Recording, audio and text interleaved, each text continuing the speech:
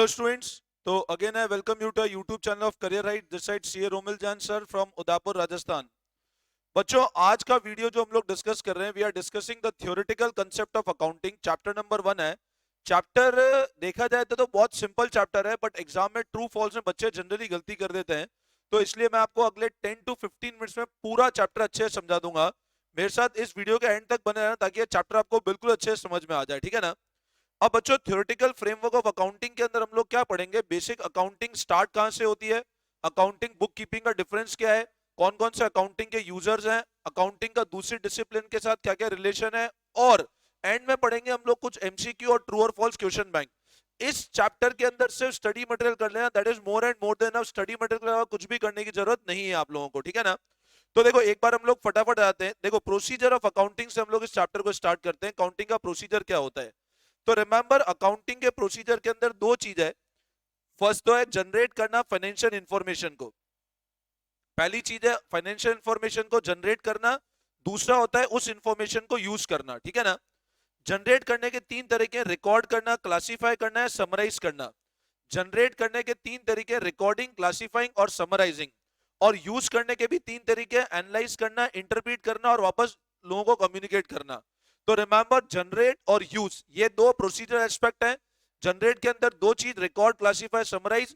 Use, analyse, interpret and communicating. ठीक है ना. तो देखो ध्यान देंगे हम लोग. प्रोसीजर ऑफ अकाउंटिंग के अंदर दो चीजें मैंने बताया आपको, जनरेट और यूज. जनरेट के अंदर रिकॉर्ड, रिकॉर्डिंग जर्नल में होती है. क्लासिफिकेशन लेजर में होता है. समराइज सारा का सारा ट्रायल बैलेंस पीएनएल उसके अंदर जाके हो जाता है. ठीक है ना. यूज करने वाले कौन कौन है, उस इंफॉर्मेशन को रेशियोज के तो एनालाइज करना, इंटरप्रीट करना और वापस लोगों को कम्युनिकेट करना जो उसके यूजर्स होते हैं. ठीक है. अब ट्रांजैक्शन के अंदर ये ध्यान रखना अकाउंटिंग का साइकिल कैसे चलता है. नॉर्मली इनपुट होता है और आउटपुट होता है. अब इसमें ना आप अगर आउटपुट वाला देखोगे इस टेबल के अंदर, आइडेंटिफिकेशन ऑफ ट्रांजैक्शन टेबल के अंदर अगर आप देखोगे तो आपको दिखेगा कि आउटपुट के अंदर there are various users given communicating the information to users. ठीक है ना. उसमें आप देख लो there are different type of user, internal external अलग अलग यूजर्स गिवन है. इसको रीड कर लोगे समझ में आ जाएगा. यहाँ पर दो चीज बहुत इंपॉर्टेंट है, ध्यान रखना. All economic activity in the accounts. Account basically क्या रिकॉर्ड करता है, वो सारे ट्रांजेक्शन जो मनी में मेजर कर सकते हैं ना, जो मनी में मेजर होते हैं that is recorded in the accounts. अब ये ध्यान रखना सारी इकोनॉमिक एक्टिविटी अकाउंट्स के अंदर दो हेड में क्लासिफाई होती है, एक तो ट्रांजैक्शन और एक इवेंट. ये सबसे इंपॉर्टेंट चीज है इस चैप्टर के अंदर.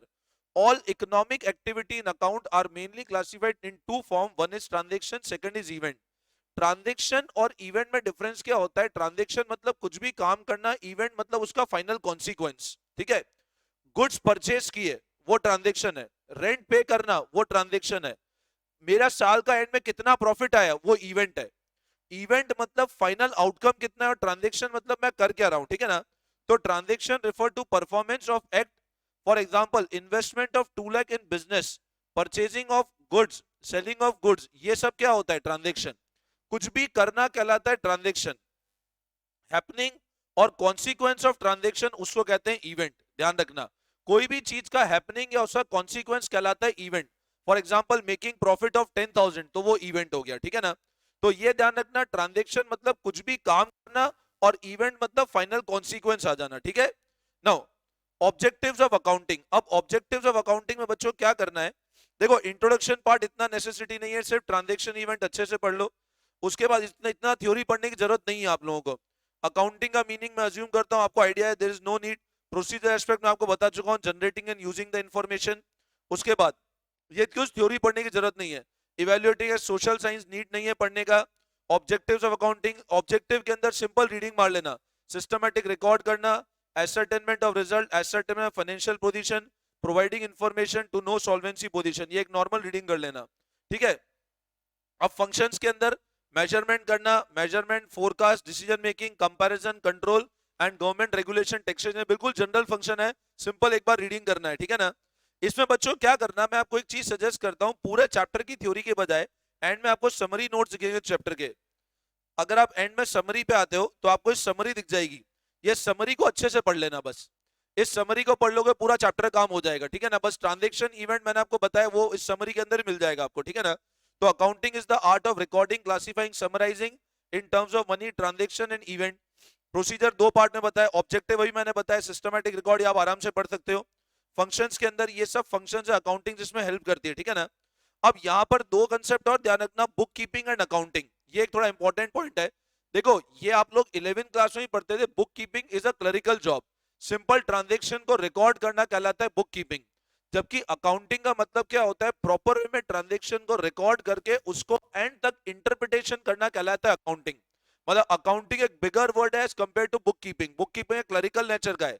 आप समझ लो अकाउंटेंट जो होता है ना वो होता है बुक कीपर, और एक चार्टर्ड अकाउंटेंट जो होता है वो करता है अकाउंटिंग। हम लोग अपनी एनालिसिस की स्किल डेवलप करते हैं, और एक अकाउंटेंट का स्किल होता है सिर्फ जर्नल लेजर ट्रायल बैलेंस बनाना, ठीक है।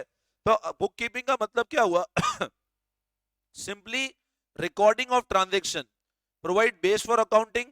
Financial statement do not form of this process, इसका फाइनेंशियल स्टेटमेंट पार्ट नहीं बनते। Book keeping simple journal ledger तक रिस्ट्रिक्टेड है and does not help management to take decision. Accounting का मतलब क्या होता है, it is summary of all recorded transaction which helps in decision making. It is a broader term than book keeping and need expertise. तो हमेशा ध्यान रखना, accounting will need expertise, book keeping को कोई एक्सपर्टाइज की जरूरत नहीं होती है। अब अगर हम लोग अगले टॉपिक की बात करते हैं, सब फील्ड ऑफ अकाउंटिंग, तो उसमें कुछ स्पेसिफिक फील्ड है फाइनेंशियल अकाउंटिंग। अब फाइनेंशियल अकाउंटिंग का मतलब क्या होता है, preparation and interpretation of financial statement and communicating to the users of accounting. तो फाइनेंशियल अकाउंटिंग का मतलब क्या होता है, फाइनेंशियल स्टेटमेंट को बनाना और इंफॉर्मेशन को कम्युनिकेट करना। फिर अगली बात आती है मैनेजमेंट अकाउंटिंग की। तो internal reporting of the two the managers of business unit, internal report करना मैनेजर्स को बिजनेस यूनिट के। Cost accounting concern with estimation of accounting for cost, ठीक है। ये थोड़ा सा ध्यान रख लेना, ट्रू और फॉल्स में पूछ सकते हैं। फाइनेंशियल अकाउंटिंग किस चीज से कंसर्न है, with interpretation of financial statement and communicating. Internal report करना मैनेजमेंट को, मैनेजमेंट अकाउंटिंग का पार्ट है। कॉस्ट अकाउंटिंग कोई भी चीज की कॉस्ट कैलकुलेट करना। सोशल रिस्पॉन्सिबिलिटी अकाउंटिंग सोसाइटी के पॉइंट ऑफ व्यू से अकाउंटिंग करना। और ह्यूमन रिसोर्स मतलब जो कंपनी के अंदर ऑर्गेनाइजेशन में ह्यूमन वर्क करते हैं उसकी सारी अकाउंटिंग रिकॉर्ड मेंटेन करना कहलाता है ह्यूमन रिसोर्स अकाउंटिंग। अब हम लोग टेस्ट योर नॉलेज में ट्रू फॉल्स पहले क्वेश्चन बैंक देख लेते हैं। अच्छा इसमें ये चीज अच्छे से ध्यान रखना, आप लोग क्या करना, इसके सारा समरी पार्ट पूरा अच्छे से रीड कर लेना। समरी पार्ट के अंदर अगर आप इसको अच्छे से पढ़ लोगे तो काफी कुछ चीजें आपकी क्लियर हो जाएगी, ठीक है ना। जिसमें आपको सारा इंफॉर्मेशन अकाउंटिंग का क्लासिफिकेशन गिवन है, प्रोसीजर आपको, ऑब्जेक्टिव्स है, फंक्शंस है, फिर बुक कीपिंग के ऑब्जेक्टिव दो गिवन है, अकाउंटिंग के सब फील्ड गिवन है और यूजर्स गिवन है, ठीक है ना। अब अगर हम ट्रू फॉल्स की बात करते हैं तो ध्यान देंगे, there is no difference between book keeping and accounting, both are same. पहला ट्रू फॉल्स, बताओ दोनों सेम है क्या, तो ये फॉल्स स्टेटमेंट है, अभी मैं समझा चुका हूं आपको।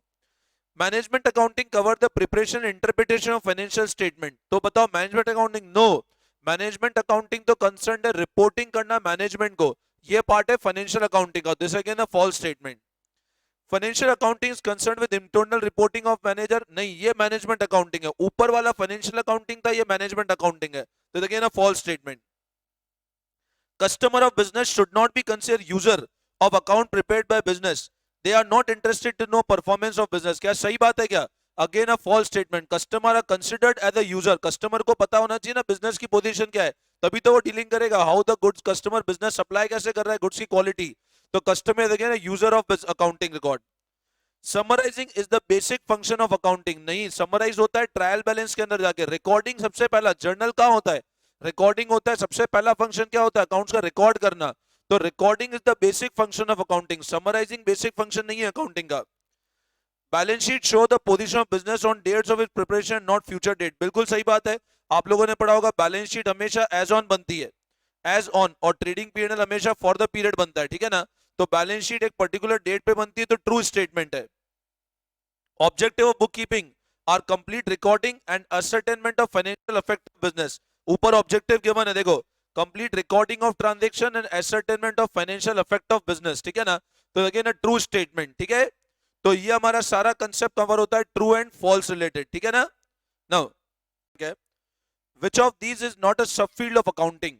अब सब फील्ड में बताया था management accounting, cost accounting, financial accounting, social responsibility अभी बताया था। बुक कीपिंग, तो इसका ऑप्शन नंबर होगा फर्स्ट का C option, book keeping is not a sub field of accounting. Purpose of accounting system include all following except interpret and record the effect of business transaction, classify the effect of transaction to facilitate preparation of report, ये तो दोनों purpose है। Dictate the specific type of business enterprise transaction that the enterprise में engage in, मतलब business कौन कौन सा enterprise कर रही है वो अकाउंट का फंक्शन नहीं है, तो सेकंड का option number C. Book keeping is mainly concern with, बच्चों बुक कीपिंग सिर्फ रिकॉर्डिंग पार्ट है, एनालाइज इंटरप्रिटेशन कुड भी बुक कीपिंग का पार्ट नहीं है। तो book keeping is concern with recording of financial data, its option number A. All the following are the functions of accounting except, अब क्या क्या फंक्शंस है अकाउंटिंग के except decision making, ledger posting, forecasting. Ledger posting is the function of book keeping, it is not the function of accounting. Accounting का function है decision making, forecast करना, but ledger posting is the function of book keeping. Financial statement are part of accounting, book keeping and management accounting.